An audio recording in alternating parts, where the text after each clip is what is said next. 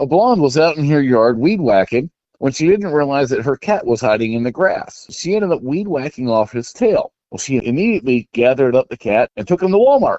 Well, they asked her when they got there, "Why did you bring the cat to Walmart?" She said, "Well, you're the largest retailer in the world, aren't you?" And every Friday morning, the FanDuel Sports Network's Blue Jackets pre, in, and post-game reporter Dave Maetzold joins us. And Mets, another tough one-goal loss. The Blue Jackets' third in a row last night in Canada. Yeah, it really was a tough finish, really. I mean, they played so well. They led in almost every statistical category. You look at the analytics and how many opportunities they created for themselves, just couldn't bury the one that counted. So they wind up coming home with a 2-1 loss, but they're still in a playoff position, even with the Penguins winning last night, even with that game going overtime. They're still in a position to do some damage. It hurt them, but it didn't hurt them that bad. Yeah, I mean, still tied for third in the Metro. Really, not a lot's changed. Not a lot has changed, and they've got opportunities, and a big one, really. I mean, you don't want to overlook the game tomorrow against San Jose, because that's a dangerous young team that now is out of the playoff picture and will come in,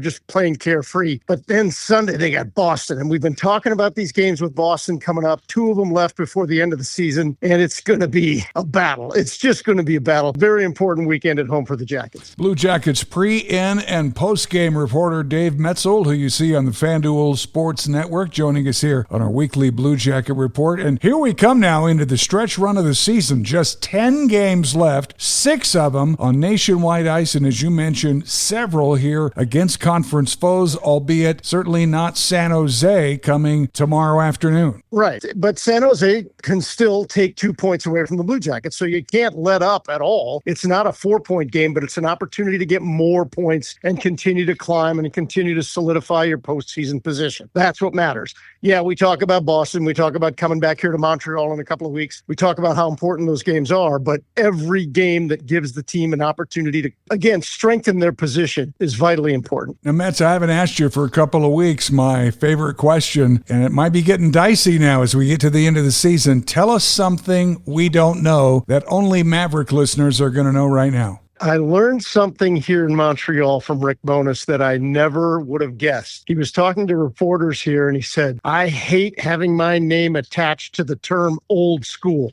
I don't like the term. I don't want my name associated with it." This is a guy who's 71 years old, who's coaching a bunch of 20-year-olds, but he doesn't ever want to have anybody tell him that he's an old school coach. He wants to think that he's hip and trendy, right? I've given up on hip and trendy a long time ago myself. Yeah, you and me both, buddy. All right, Mats. Well, thanks again, and let's go Jackets. Talk to you next Friday. Sounds good, Woody. Talk to you soon.